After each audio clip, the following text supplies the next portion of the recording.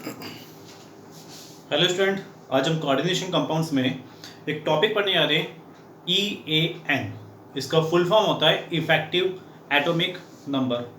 ठीक है, अब इसके बारे में मैं कुछ डिटेल में बताता हूँ आप लोगों को। आप लोगों ने रिसेंटली CFT पढ़ा, CFT क्रिस्टल फील्ड थ्योरी, और वहाँ से आपने देखा था कि जिसका CFAC ज़्यादा होता है उसकी स्टेबिलिटी ज़्यादा होती है। ठीक है, ठीक है, CFT के थ्रू हमने कॉम्प्लेक्स की स्टेबिलिटी देखी, लेकिन जब CFT नहीं आई थी तो उससे पहले एक रूल्स आया था EAN, जो अगेन आपके स्टेबिलिटी को डिफाइन करता था, किसकी, कॉम्प्लेक्स की स्टेबिलिटी। ठीक है, अब वो डिफाइन कैसे करता था वो मैं आपको समझाने वाला हूँ, यहाँ पे देखेगा यहाँ। ठीक है, तो हम बात करें इफेक्टिव एटॉमिक नंबर की, EN की, इफेक्टिव एटॉमिक नंबर। ठीक है, इसका क्या रोल है EAN का, ये डिफाइन करेगा, डिफाइन स्टेबिलिटी ऑफ कॉम्प्लेक्स। ये कॉम्प्लेक्स की स्टेबिलिटी डिफाइन करता है। हालांकि स्टेबिलिटी अगर निकालनी हो किसी कॉम्प्लेक्स की तो बेटा CFT ही यूज करना। ठीक है, बट आप EAN रूल्स की अगर बात करें तो ये CFT से पहले का रूल्स है। ठीक है ना, ये भी स्टेबिलिटी को डिफाइन करता था। जब वो क्वेश्चन में बोले कि EAN के थ्रू कौन स्टेबल होगा, तब ये आप ये कंसेप्ट लगाना। अगर वो स्टेबिलिटी पूछे जनरली ऐसे ही तो आप CFT का कंसेप्ट लगाना। ठीक है, अब EAN क्या है, डिफाइन करता है स्टेबिलिटी ऑफ कॉम्प्लेक्स। ठीक है, अब देखिए मैं आप लोगों को एग्जांपल के थ्रू बताता हूं EAN होता है क्या है। ये देखिए एग्जांपल, K4FeCN का होल 6। K4FeCN का होल 6 मेरे पास एक कॉम्प्लेक्स है और मुझसे पूछा है क्या ये कॉम्प्लेक्स स्टेबल होगा। ठीक है, तो मैं CFT यूज करूंगा। लेकिन अगर ये पूछा है क्या ये EAN रूल्स को फॉलो करता है या फिर ये EAN के थ्रू स्टेबल होगा, तो आपको EAN रूल्स लगाना पड़ेगा। अब ये EAN रूल्स क्या है मैं अप्लाई करके दिखाता हूं। EAN रूल होता है आपका Z minus oxidation state plus coordination number into 2। ठीक है, यहां Z क्या होता है, Z होता है एटॉमिक नंबर। एटॉमिक नंबर किसका, सेंट्रल एटम का। ठीक है, क्लियर है। ऑक्सीजन स्टेट क्या होगा, ऑक्सीजन स्टेट होता है आपके चार्ज ऑन सेंट्रल एटम। जो सेंट्रल एटम पे चार्ज है वो कहलाएगा ऑक्सीडेशन स्टेट। और ये कोऑर्डिनेशन इंटू 2 का मतलब है total electrons donate to central atom. अब समझिएगा मेरी बात को, आप कुछ सोचिए, इसका कोऑर्डिनेशन कितना है, 6। कोऑर्डिनेशन का मतलब होता है लॉन पेयर, कितने लॉन पेयर दिए जा रहे हैं, और एक लॉन पेयर में कितने इलेक्ट्रॉन्स होते हैं, 2।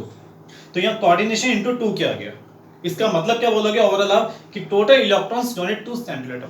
समझ में आ रहा है, कोऑर्डिनेशन का मतलब कितना लॉन पेयर, और लॉन पेयर में कितने इलेक्ट्रॉन्स होते हैं, 2। तो 2 का मल्टीप्लाई किया तो ओवरऑल बन क्या गया, ओवरऑल बन गया आपका ये total electrons donate to central atom. ठीक है, अब देखिए यहाँ पे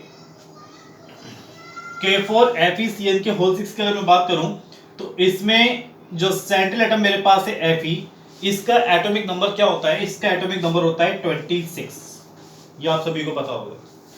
इसमें ऑक्सीडेशन स्टेट निकालिए कितना आएगा, इसका ऑक्सीडेशन स्टेट आएगा, ये देखिए 2 आएगा, +2 निकाल सकते हैं आप लोग। ठीक है, कोऑर्डिनेशन कितना है इसका, इसका कोऑर्डिनेशन नंबर है 6, और कितने इलेक्ट्रॉन्स होते हैं एक लोन पेयर में, 2। तो 2 का मल्टीप्लाई करोगे कितना हो जाएगा, 12 हो जाएगा। ठीक है, आप ऐसे भी देख सकते हो, इसमें ये 6 CN थे और एक CN एक लोन पेयर देता है। एक लोन पेयर में 2 इलेक्ट्रॉन्स होते हैं, तो टोटल 6 CN कितने इलेक्ट्रॉन्स देंगे, 6 × 2 मतलब कितना, 12। और यहाँ पे इसको कैलकुलेट करिए आप, 26 + 12 - 2 कितना आएगा, ये आएगा 36। तो कहने का मतलब यहाँ पे ये है इसमें कि EAN का वैल्यू मेरे पास 36 आया। ठीक है, आपने जो कॉम्प्लेक्स लिया है उस कॉम्प्लेक्स में आप सेंट्रल एटम को देखिए। सेंट्रल एटम कौन से पीरियड का एलिमेंट है, फोर्थ पीरियड का। फोर्थ पीरियड का मतलब है 3D सीरीज, और उसी फोर्थ पीरियड में कौन सी नोबल गैस आती है वो आपको देखना है, क्रिप्टॉन। ठीक है, जो सेंट्रल एटम है उसी के पीरियड में जो नोबल गैस आती है, उस नोबल गैस का एटॉमिक नंबर अगर आपका EAN आ जाए, ठीक है, मतलब यह बोलूं मैं आपको कि EAN जो मेरे पास आया है 36, उसने नोबल गैस के एटॉमिक नंबर को अचीव कर लिया, तो ये कॉम्प्लेक्स क्या हो जाएगा, स्टेबल। तो आगे से याद रखना, कॉम्प्लेक्स में जो भी सेंटर एटम हो, उस सेंटर एटम के पीरियड में जो रेस्पेक्टिव आपके नोबल गैस है, उस नोबल गैस का एटॉमिक नंबर को अगर ये अचीव कर लेता है EAN, तो इसका मतलब क्या है, ये स्टेबल हो गया। अब आप बोलोगे सर ये क्या फंडा हुआ है। देखिए सिंपल सी बात है, हम जब केमिकल बॉन्डिंग पढ़ते थे, केमिकल बॉन्डिंग में हमने ये देखा था जिसका ऑक्टेट पूरा वो स्टेबल। ऑक्टेट का मतलब क्या होता था, नोबल गैस का कॉन्फ़िगरेशन। तो यहाँ पर भी एज ए केमिकल बॉन्डिंग के रेस्पेक्ट में ही हमें ये सिखाया जा रहा है कि कोई भी कॉम्प्लेक्स का सेंटर एटम जो है मेरे पास, ठीक है, ये कॉम्प्लेक्स मेरे पास पूरा है, ठीक है, उसका अगर effective atomic number noble gas के एटॉमिक नंबर के इक्वल हो जाए, तो ये कॉम्प्लेक्स स्टेबल होगा। आया समझ में आप लोगों को, ठीक है। बट यहाँ पे ये चीज भी याद रखना कि कोऑर्डिनेशन नंबर इनटू 2 को सीधे रट मत लेना, इसका मीनिंग होता है total electrons donate to central atom, इसको याद रखिएगा, ठीक है। अब देखिए मैं आपको कुछ एक्स्ट्रा क्वेश्चंस कराता हूँ, ठीक है, इसके ऊपर देखते हैं यहाँ पे हम।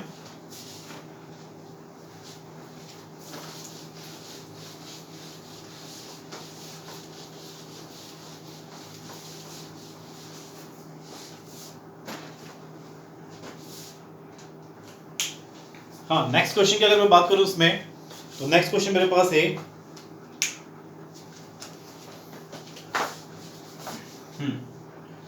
CuNH3 का होल 4 SO4, ठीक है, दूसरा क्वेश्चन मेरे पास है। तीसरे क्वेश्चन की बात करें, तीसरा क्वेश्चन देखिए, एक क्वेश्चन ले लूं। नेक्स्ट क्वेश्चन मेरे पास है इसमें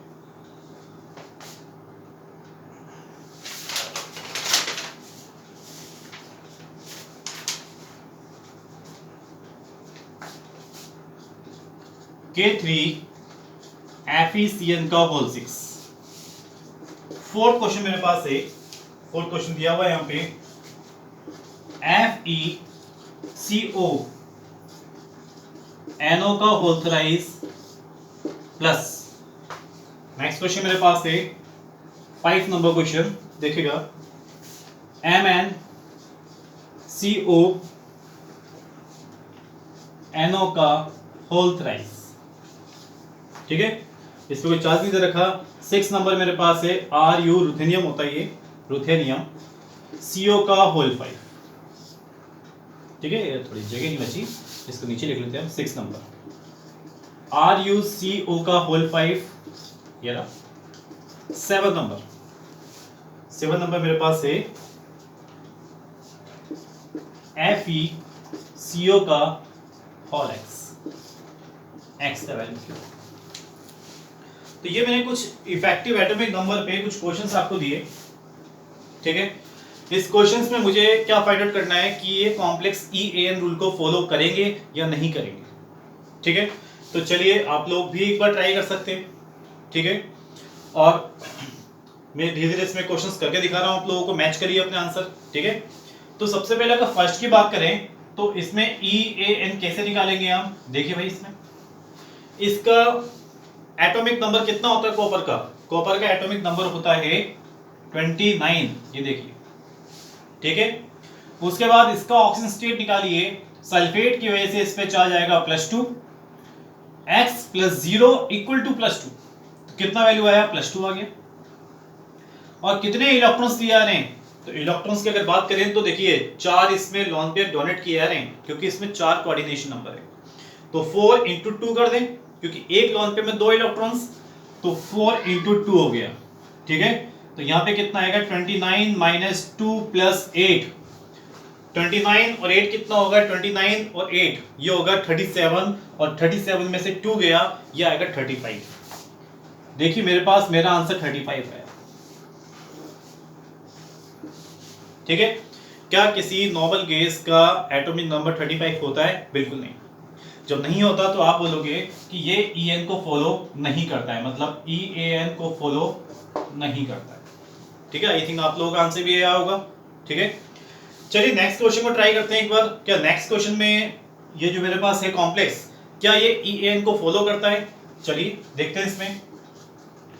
EAN निकालने के लिए एटॉमिक नंबर कितना है 26, पता है सबको Fe का 26 होता है। अब देखिए ऑक्सीजन स्टेट कितना आएगा, K3 की वजह से इसमें चार्ज रहेगा कितना -3, तो x - 6 इक्वल टू -3, तो वैल्यू कितना आएगा इसका +3। ये देखिए ये मैंने ऑक्सीजन स्टेट लिख दिया, Z माइनस ऑक्सीजन स्टेट आ गया, प्लस कितने इलेक्ट्रॉन्स दिए आ रहे हैं, देखिए यहाँ कोऑर्डिनेशन कितना है 6 इंटू 2 कर दें, क्योंकि एक लॉन पेयर में 2 इलेक्ट्रॉन्स होते हैं, तो 6 इंटू 2 हो गया 26 माइनस 3 प्लस 12। इसको आप जरा कैलकुलेट करिए, 12 और 26 होता है कितना 38, 38 में से 3 जाएगा कितना आएगा 35। ये देखिए तो मेरे पास सेकंड क्वेश्चन का आंसर कितना आया 35 आया। ये 35 आया तो मैं बोलूंगा कि ये भी EN को फॉलो नहीं करता है। अब यहाँ पे कुछ देर के लिए आप सोचिए एक बार, हम जब CFT पढ़ते थे तो CFT में मैंने कंपैरिजन करवाया था K4FeCN का होल 6 और K3FeCN का होल 6, और मैंने पूछा था वहां पे स्टेबिलिटी ज्यादा किसकी होगी, तो हमने वहां पे सबसे पहला पॉइंट हमने उठाया था कि जिसका ऑक्सीजन स्टेट ज्यादा सेंट्रल एटम का, उस पे जेड इफेक्टिव ज्यादा, तो लॉन पे लेने की टेंडेंसी ज्यादा, और लॉन पे लेने की टेंडेंसी ज्यादा तो उसकी स्टेबिलिटी ज्यादा। तो वहां पे K3FeCN का होल 6 जिसमें +3 ऑक्सीजन स्टेट आता है वो ज्यादा स्टेबल था अकॉर्डिंग टू CFT। समझ में आ रहा है आपको? बट यार EAN रूल्स अलग है बिल्कुल। EAN रूल्स में ये देखिए ये फॉलो नहीं कर रहा, जबकि K4FeCN6 फॉलो कर रहा था, तो ऐसा तो हम बोल नहीं सकते कि वो ज्यादा स्टेबल होता है, ठीक है ना। तो यहाँ पे स्टेबिलिटी का कंसेप्ट केवल EN के रूल्स के अकॉर्डिंग लगाना है, ठीक है। और वाकई में अगर स्टेबिलिटी कंपेयर करने को आए आपको, अगर EN ना बोले तो CFT अप्लाई करना, ठीक है। अब नेक्स्ट देखिए आगे तीसरा क्वेश्चन, आप लोगों ने ये भी आंसर बनाया होगा, इसका भी क्वेश्चन बना लिया आपने, इसका भी आंसर बनाया होगा, ठीक है। अब इसका आंसर देखिए यहाँ पे ध्यान से, मैं इसका EAN निकालने जा रहा हूँ, ठीक है। मैं पहले इसको मैं रफ कर देता हूँ ऊपर वाले को, ठीक है।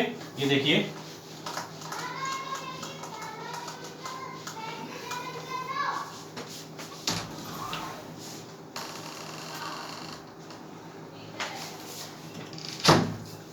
यहाँ पे इसका EA निकालने जा रहा हूं मैं। Fe एटॉमिक नंबर कितना होता है 26, ऑक्सीजन स्टेट कितना आएगा, अगर ऑक्सीजन स्टेट की बात करें हम यहाँ पे, तो ऑक्सीजन स्टेट आएगा इस पे कितना, Fe पे कैलकुलेट करिए कितना आने वाला है, +1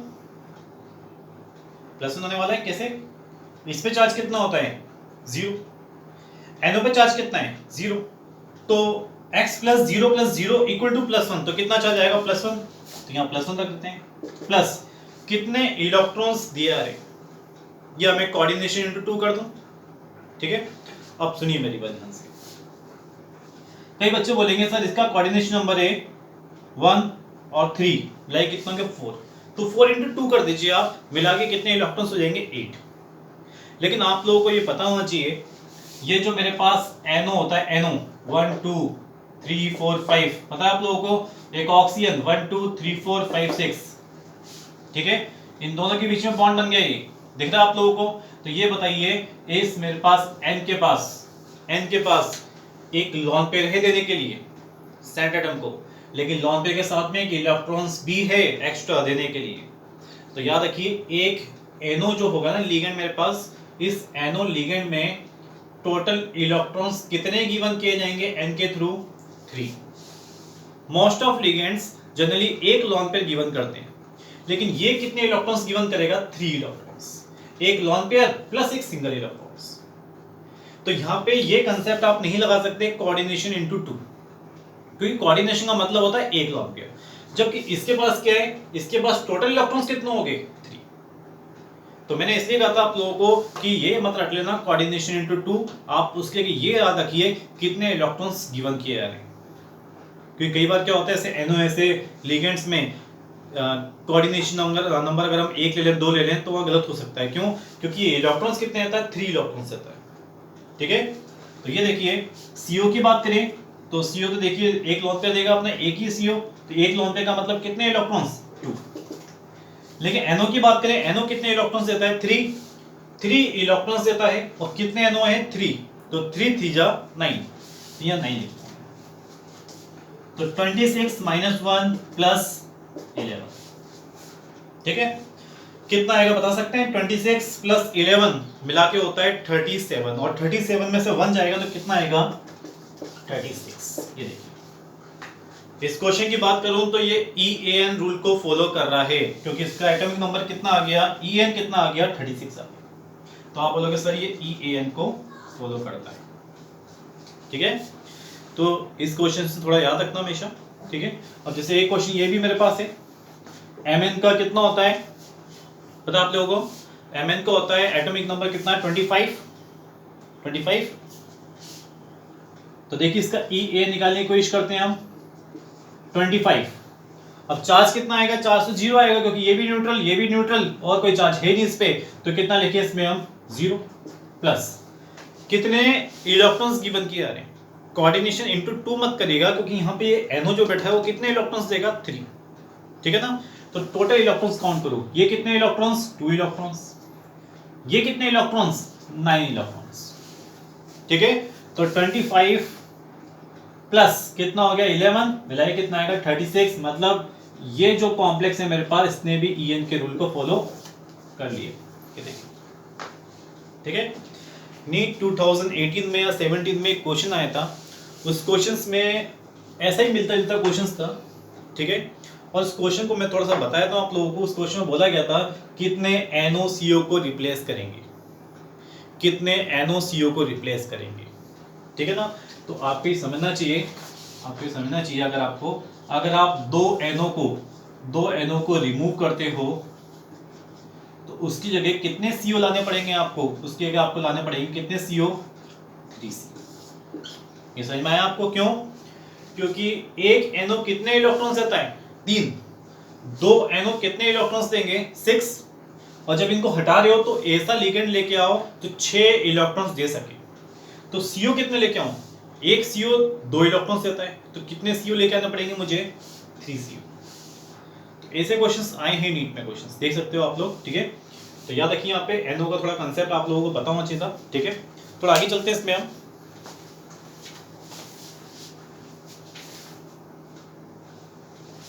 ये देखिए,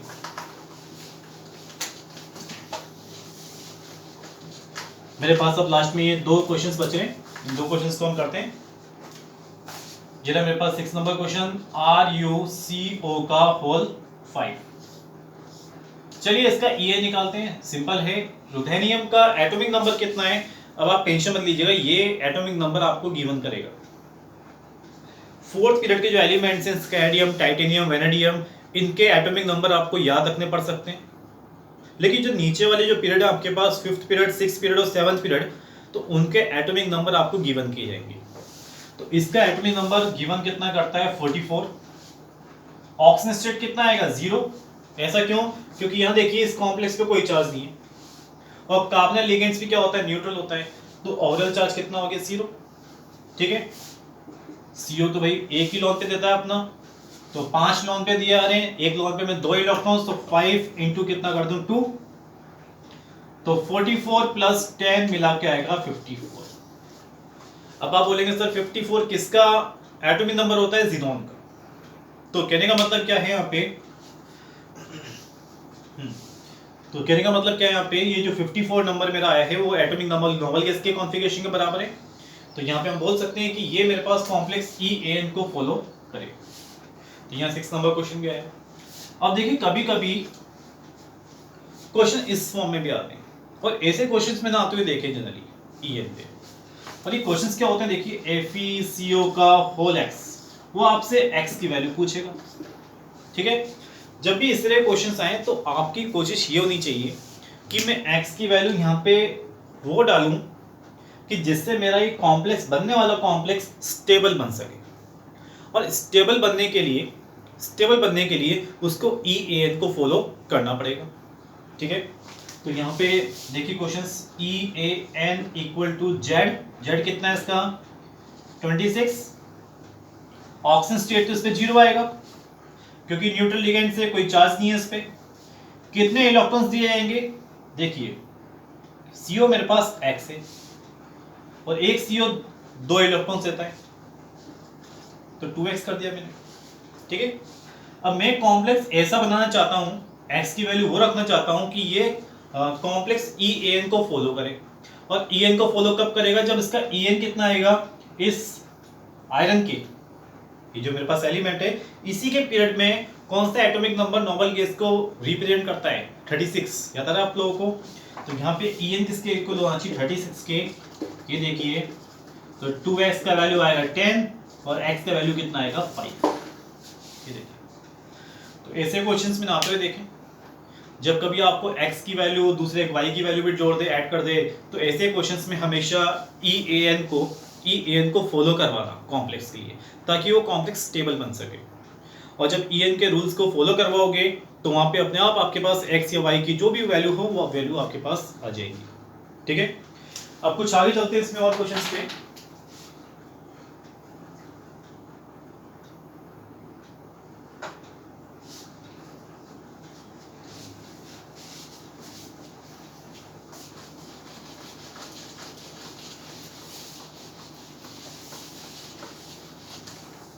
देखिए यहाँ पे नेक्स्ट क्वेश्चन मेरे पास है MnCO का होल 5। MnCO का होल 5 क्वेश्चन दिया गया है मुझे, ठीक है। इसका EAN निकालो, इफेक्टिव एटॉमिक नंबर निकालो, फर्स्ट नंबर, ठीक है। कैसे निकालूंगा EN? Z कितना होता है इसका?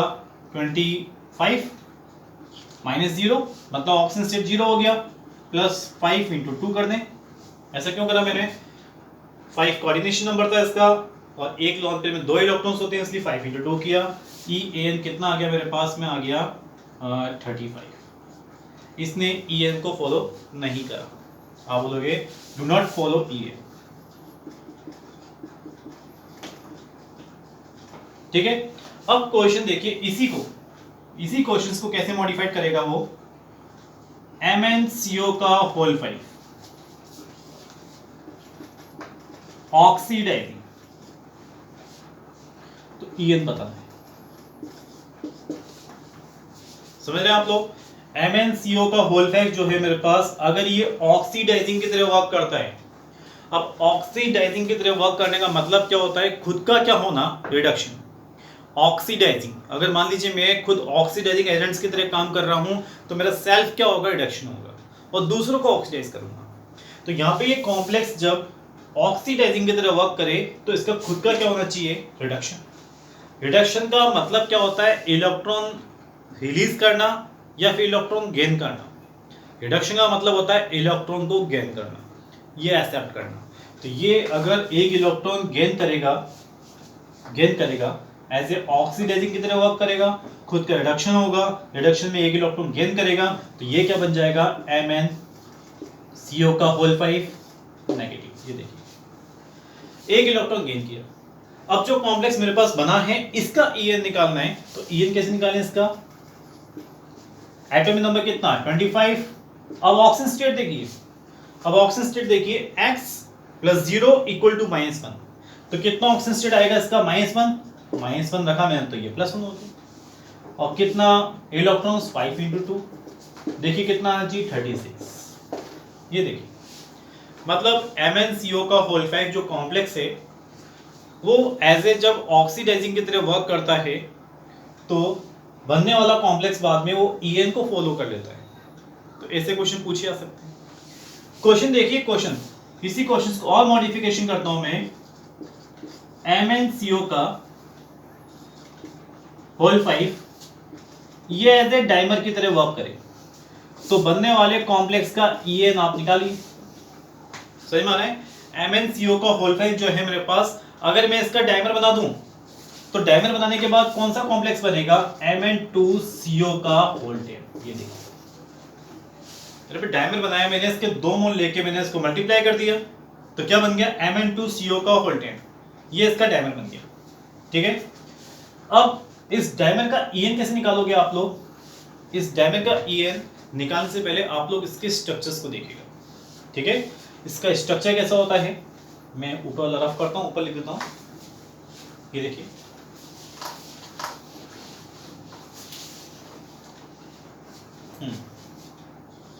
Mn Mn CO CO CO CO CO, ये CO अपने लॉन पे दे रहे हैं, ठीक है, 5 CO इधर दे रहे हैं और 5 CO इधर दे रहे हैं,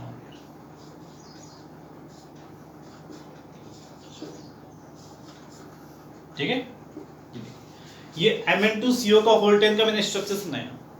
अब स्ट्रक्चर्स में याद रखिए CO अपना लॉन पे दे रहा है, यहाँ पे ये देखिए CO लॉन पे दे रहा है, CO में कार्बन अपना लॉन पे देता है यार, कौन देता है लॉन पे? तो अपना कार्बन देता है, तो यहाँ पे कार्बन ही दे रहा है लॉन पे, ये कार्बन दे रहा है, कार्बन दे रहा है, कार्बन दे रहा है, कार्बन दे रहा है, यहाँ देख सकते हो, ठीक है।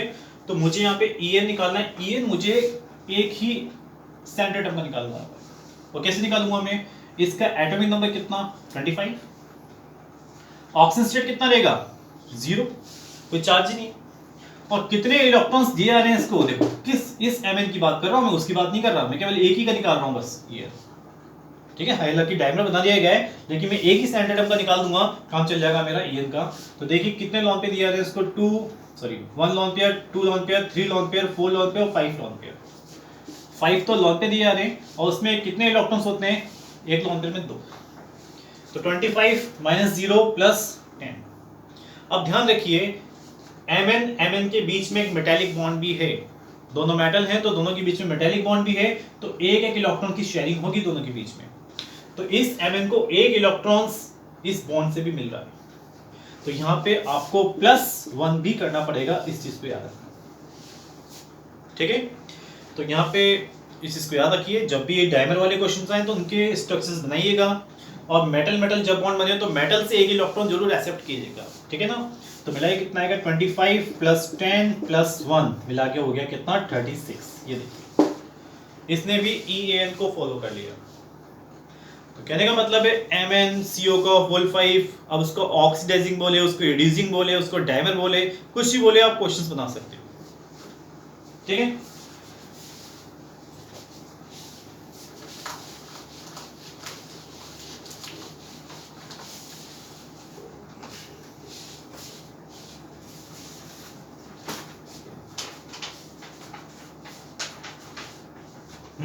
ये देखिए Ti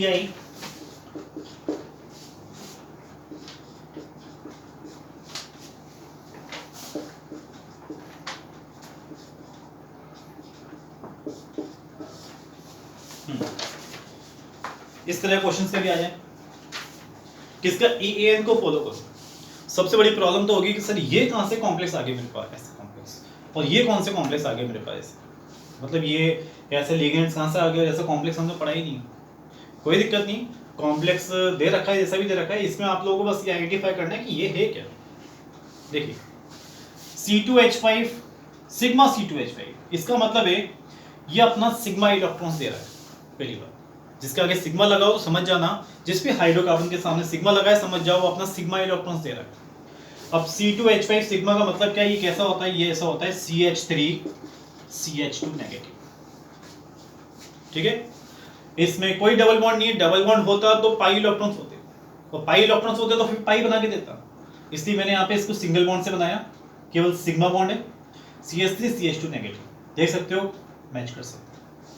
और ये मेरे पास जो है C5H5, ठीक है, C5H5 ये कौन सा होता है? ये मेरे पास एक साइक्लिक कंपाउंड होता है, साइक्लोपेंटाडाइइनाइल, इसका नाम होता है साइक्लोपेंटाडाइइनाइल। मैं आपको एप्लीकेशंस पढ़ाऊंगा तब इनके नाम आएंगे बीच बीच में, ठीक है। अब यहाँ पे हम देखें तो इसका पाई का मतलब क्या है? पाई का मतलब है ये अपने पाई इलेक्ट्रॉन्स दे रहा है, ये अपने कितने कौन से इलेक्ट्रॉन्स दे रहा है? Pi electrons. अब आप खुद ही बताइए क्या ये पाई इलेक्ट्रॉन्स नहीं है? जब आप एरोमेटिक कंपाउंड्स पढ़ते हो, pi sigma negative sigma pi, तो इसमें साइक्लिक रेजोनेंस है, और साइक्लिक रेजोनेंस से तो ये इलेक्ट्रॉन्स कौन से लेंगे? पाई इलेक्ट्रॉन्स, तो इसलिए दिखाया जा रहा है पाई इलेक्ट्रॉन्स डोनेटर हियर, ठीक है। तो चलिए इसका EN निकालने के लिए, इफेक्टिव एटॉमिक नंबर निकालने के लिए, टाइटेनियम का एटॉमिक नंबर कितना होता है? 22, पता होना चाहिए आप लोग, 22। ऑक्सीजन स्टेट कितना आएगा? Ti को X ले लिया मैंने, इस पे चार्ज कितना? -1,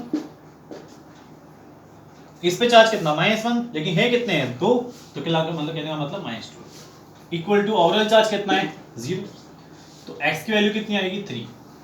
तो यहाँ पे आप ऑक्सीजन स्टेट कितना रखोगे 3, और कोऑर्डिनेशन की बात करें हम, कोऑर्डिनेशन नंबर इंटू 2 करने की बात करें तो होता क्या था, वो टोटल नंबर ऑफ इलेक्ट्रॉन्स होते थे। क्या होते थे? टोटल नंबर ऑफ इलेक्ट्रॉन्स होते थे। तो यहाँ पे बताइए ये कितने इलेक्ट्रॉन्स दे रहा है, ये कितने इलेक्ट्रॉन्स देगा 2, ठीक है।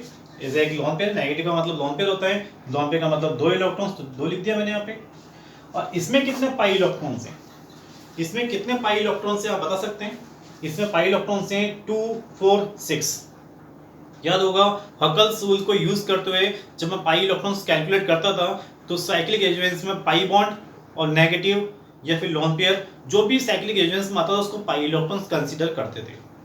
तो पाई इलेक्ट्रॉन्स कौन से? 2, 4 और 6। और ओवरऑल कितना बार लग रहा है 2, तो कहने का मतलब कितना है 6 × 2, तो 22, 2 + 12, ठीक है। 12 और 2 कितना आएगा आपका 14, 14 और 22 कितना होता है आपका 36, और 36 में से 3 जाएगा कितना आएगा 33। तो हाँ मेरा EN कितना है 33 आया, बट ये EN को फॉलो नहीं कर रहा, मतलब कि इफेक्टिव एटॉमिक नंबर जो है EN को फॉलो नहीं कर पा रहा है कॉम्प्लेक्स मेरा, ठीक है ना। तो यहाँ पे आप लोगों में जितने क्वेश्चंस पता है इन क्वेश्चंस के एडिशनल कोई क्वेश्चंस नहीं बनते हैं। इफेक्टिव एटॉमिक नंबर बस केवल एक ऐसे कह सकते हो कि जब CFT नहीं आई थी तो उसके पहले का कंसेप्ट था, एज ए कॉम्प्लेक्स की स्टेबिलिटी बताने के लिए था, ठीक है ना। लेकिन हर जगह वैलिड नहीं होता है, इसलिए जब भी क्वेश्चंस दे EN को कौन रूल्स को फॉलो करेगा कौन नहीं करेगा तो आप अपने EN के क्वेश्चंस लगा सकते हो ऐसे, ठीक है। तो EN में इतने ही बहुत है, क्वेश्चंस लगाइए। Thank you.